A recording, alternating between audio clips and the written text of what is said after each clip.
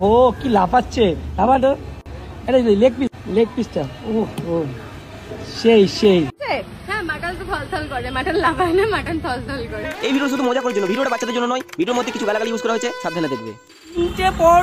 তিনটে পরোটা সাথে এরকম আপেল, সাথে লঙ্কা, সাথে 2 রকমের তরকারি। হ্যাঁ এগুলো সব একসাথে গাড়ে ঢুকাবে, আর কেউ যদি পেছন মারতে চাই মাত্র 20 টাকায়, মাত্র 20, যা হয় না মাত্র 20 টাকায়। এর নাম হচ্ছে গ্রাজুয়েট স্মার্ট চাওয়ালা। এর নামের মধ্যে স্মার্ট থাকলেও এর কাজ কিন্তু পুরো ভোসরিওয়ালা। দোকান তো খোলা হয়ে যায় 11টা থেকে। আচ্ছা আমি থাকি না, দোকান 11টা থেকে খোলা হয়ে যায়। আরে দিদি তুমি না থাকলে আমরা কিভাবে দেখবো মাটন থলথল করছে?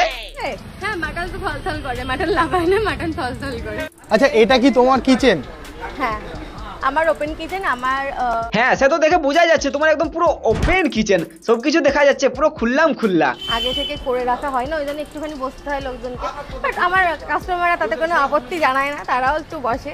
আরে দিদি আপত্তি কেন করবে? তোমার ওপেন কিচেনে ওপেন জিনিস দেখতে পাচ্ছে, একটু ওয়েট তো করবেই, তাই না? আমি গেলে আমিও ওয়েট করতাম। আচ্ছা ভেতরে কতজনের সিটিং ক্যাপাসিটি? ভেতরে তো আমার আপাতত 15 জনের সিটিং ক্যাপাসিটি আছে। আরে বাপরে দিদি, তাহলে 15 জনকে একসাথে ঢোকাতে পারে তার দোকানে? খারাপ ভাবো না यार, তার দোকানে ঢোকাতে পারে। আচ্ছা বেশি ভিড় হলে লাইন দিতে হয়, লোকে লাইনে দেয় মাঝে মাঝে। আচ্ছা বলছিলাম দিদি যদি বেশি ভিড় হয়, যারা লাইনে দাঁড়িয়ে থাকবে তাদের এন্টারটেইনমেন্টের জন্য কি করো? ও কি লাফাচ্ছে আবার সেই সেই। দিদি এরকম লাফালাফি দেখালে খাবার থেকে খাবার দেখতে বেশি পছন্দ করবে। বড় বড় চিকেনের পিস, খারাপ ভাবো না यार, চিকেনের লেগ পিস বড় বড়। এখানে খেতে আসবে, আমার ড্রেস থরি দেখতে আসবে।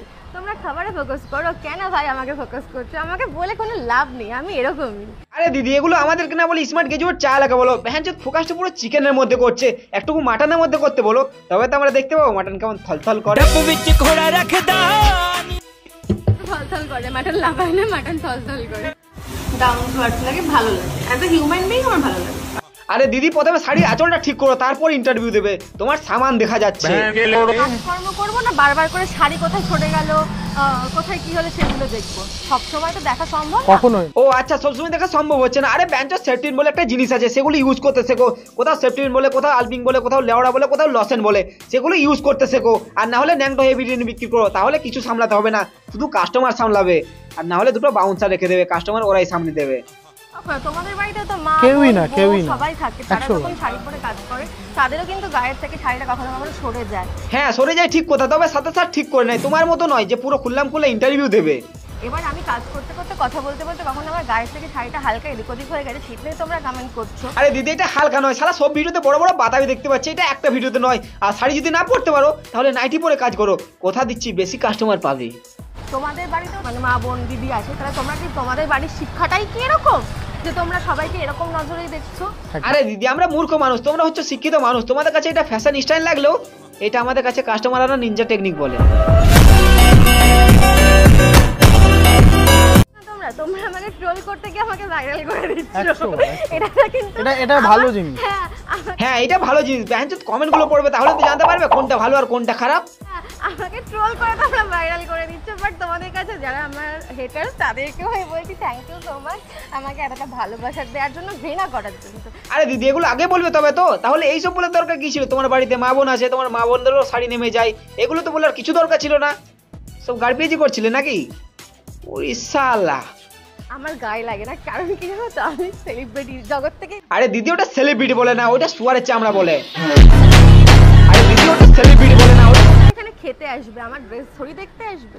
তোমরা খাবারে ফোকাস করো, কেন ভাই আমাকে ফোকাস করছো? আমাকে বলে কোনো লাভ নেই, আমি এরকমই। আমি সব সময়ের জন্য আমি এরকম। সে তো দেখে বোঝা যাচ্ছে তুমি এরকমই। এটাই বলবো, মানসিকতা পাল্টাও, সমাজটা পাল্টানো দরকার, আমাদের মানসিকতা পাল্টানো উচিত। যদি আরে দিদি এই কথাগুলো নিজেকে আয়নার সামনে দাঁড়িয়ে বলো, তাহলে একটুকু হলেও শুধরাবে। তোদের জ্বলবে আমার তাতেই চলবে, আমার জন্য ব্যাপারটা সেরকম, তোদের জ্বলবে আমার তাতেই চলবে। এই দিদি তো শুধরাবে না, ব্যাঞ্চ সুয়ারের চামড়া থেকে চামড়া মোটা এর। ভিডিওর আগে যাওয়ার আগে ছোট্ট একটা অ্যাড দিয়ে দিই, স্পন্সর বাই দা হারাম মিম। এই চ্যানেল তোমরা পুরো ফানি ভিডিও দেখতে পাবে, পুরো মজার ভিডিও দেখতে পাবে, পুরো হেসে হেসে পাগল হয়ে যাবে। তো চাইলে চেক করতে পারো, লিঙ্ক ডিসক্রিপশন বক্সে আর কমেন্ট বক্সে দুটো দেওয়া আছে, তাহলে চেক করো, পুরো মজা পাবে। এটা আমার সেকেন্ড চ্যানেল, চাইলে সাবস্ক্রাইব করতে পারো না। আমাদের গান্ডু পরোটা ছেঁড়া পরোটা না, সরি মানে পকেট পরোটা, যত ফুড ব্লগারকে অপমান করেছে, আমি মনে করবো প্রত্যেকটা ফুড ব্লগার ওকে তিরস্কার করা, ভিডিও করতে না যাও, বুঝিয়ে যাবে ফুড ব্লগারদের কি দম আছে। ফুটবল খেতে আমার ঝাটের দম, শালা ফুটবল না করতে গেলে পেটের ভাত হজম হয় না, ভাত তো দূরের কথা, শালা দুমুঠো চাল জুটবে না কপালে, আবার ফুটবল মারাচ্ছে বোকাচোদা। রায়দির এই বাঙালি থালিটা এত সুন্দর ছিল তা দেখে তো মনে হয় 5 বছর কিছু খায় না, আবার ফুটবল খেতে জ্ঞান চুদাই, শালা প্রথমে নিজে ভালো করে গিল তারপর জ্ঞান চুদাবি। সুন্দর ছিল তার খাওয়ার স্টাইলটা এরকম হয়ে গেল, আর এরকম সাদা চশমা খাওয়ার স্টাইলটাই আলাদা। বন্ধুরা কেমন লাগছে কমেন্টে। আরে শুয়ারের মতো না খেয়ে মানুষের মতো খা, মানুষের মতো পয়দা হয়েছিস, ব্যাঞ্চো একে দেখে কোনটা মানুষ আর কোনটা শুয়ার কেউ চিনতে পারবে না। যারা কুকুর আছে তারা যাবে, আর যারা মানুষ আছে তারা যাবে না, এটাই গ্র্যাজুয়েট ছেলের কথা। খুব খারাপ লাগলে পকেটে ভরে নাও, আর ভালো লাগলে হ্যাঁ, খারাপ লাগলে পকেটে পুরে দিও, আর ভালো লাগলে স্মার্ট গ্র্যাজুয়েট চাওয়ালার গাড়ে গুঁজে দিও। ও দাদা ওই দিকে গিয়ে করুন, এগুলো এখন সিস্টেম না, আপনি পরে করুন স্যার, আমি আপনাকে টাইম দেবো। স্যার এখন ভিডিও করবেন না, এটা ভাইরাল দোকান আছে, লাইন দিন, লাইন দিয়ে খান, ভিডিও করবেন না, আপনাকে সময় দেবো রাত 12টার পর। আরে দাদা রাত 12টার সময় তুমি কি গাড় মারাবে? আর গাড় মারালে তুমি সরিষার তেল নিয়ে আসবে। সরষের তেল নিয়ে আমি যাবো, তারপর আপনি সময় দেবো। হ্যাঁ, তুমি সরিষার তেল নিয়ে এলে আমি মাদুর নিয়ে যাবো। আপনি একটা খাবার দেখছেন অবস্থা, তার মধ্যে আপনি জনতার মধ্যে এটা নিয়ে প্লিজ বন্ধ করুন স্যার, প্লিজ বন্ধ করুন স্যার। যে ফুড ব্লগারের জন্য তুই আজকে এই জায়গায় পকেট ছেঁড়া পাওয়াটা গান্ডু, আর তাদেরকে তুই আজ চিনিস না? হ্যাঁ বোকাচোদা, যারা খাবার জন্য লাইন দাঁড়িয়েছে তারা মা চুদাক, আগে তোর মতো ফুটবলারদের ইন্টারভিউ দিতে হবে, শালা তোর চক্করে যদি থাকে তাহলে খদ্দার একটাও থাকবে না, সব চলে যাবে। আর এই চুদির ভাইকে কে বুঝাবে? শালা ওরা ফুটবল করে চলে যাবে, কিন্তু খদ্দারগুলো থাকবে পার্মানেন্ট। হ্যাঁ মানছি ফুটবলারের জন্য কিছু খদ্দার বাড়তি আসে, কিন্তু পার্মানেন্ট থাকে না ওগুলো। আর এই চুদির ভাই ফুটবল কথা সেটা জানবে না। আরে ব্যাঞ্চত ফুটবল করতে এসছি, তুই রাজুদার গান মারতে আসিস নাই, শালা ফুটবল ফুট খা, খাবার রিভিউ দে, না রাজুদের গান মেরে রিভিউ দিবি বোকাচোদা।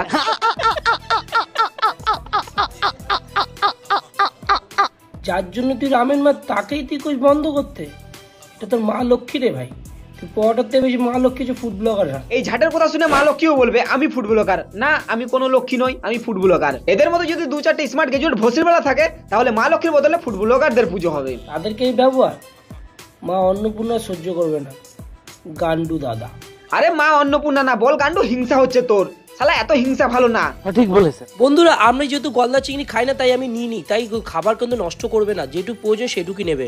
হ্যাঁ, খাবার নষ্ট করা যেমন ভালো না, কিন্তু অন্যর ব্যবসার গান মারাও ভালো না। গান্ডু ছেঁড়া পরোটা।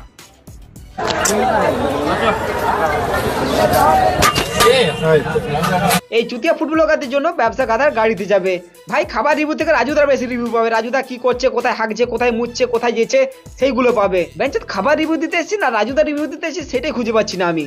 আবার এরা নিজেকে ফুটবলার বলে, থাকবো শরীরে। যত ভাইরাল হচ্ছে তত সময় পিছিয়ে যাচ্ছে।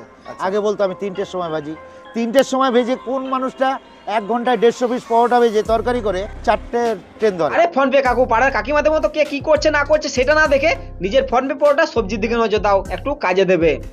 তরকারির দিক থেকে আমি বলবো রাজুদারটা বেশি বেটার, ঘুগনি আলুরদমটা ঠিকঠাক বাবা ফেলে দিল। এই জন্য বলে নিজের পেছনে গু আর লোককে বলে সরে ইস্যু। কে বাসি পড়া দিচ্ছে কে টাটকা দিচ্ছে সেটা না দেখে যদি নিজের কাজে ধ্যান দিত তাহলে মনে হয় এই খাবারটা নষ্ট করতো না। বাবা ফেলে দিল। রাজুদা এখন বাসি খাওয়াচ্ছে অবশ্যই, কারণ যত ভাইরাল হচ্ছে তত সময় পিছিয়ে যাচ্ছে। বেহেনচোদ লোকে কি করছে না করছে সেটা না দেখে নিজের তরকারিতে ধ্যান দাও, কে খাচ্ছে কে ফেলাচ্ছে কেমন টেস্ট হয়েছে সেটা একটু ধ্যান দাও, তাহলে কাজে দেবে। আসলে দোষটা ফোন পে কাকার নয়, কাটি করার হচ্ছে বাঙালির স্বভাব। যাবে কোথায় ভাই, বাঙালি তো একটা জিনিস আছে, কাটি করতে হবে ভাই, এর কাটি ওর কাছে ভাই, নিজের ভাই তরকারিতে টেস্ট হচ্ছে কি না হচ্ছে সেটা ধ্যান দাও। বেঞ্চে কে বাসি পড়া দিচ্ছে কে টাটকা দিচ্ছে সেগুলো ধ্যান রাখছে। এই তো বাঙালি। রায়ের মতনই মিষ্টি বিরিয়ানি আমার মিষ্টি। তো আজকে ভিডিওটা এখানে শেষ করছি। পার্ট 2 যদি দেখতে চাও তাহলে কমেন্ট করো, না হলে গান মারাও।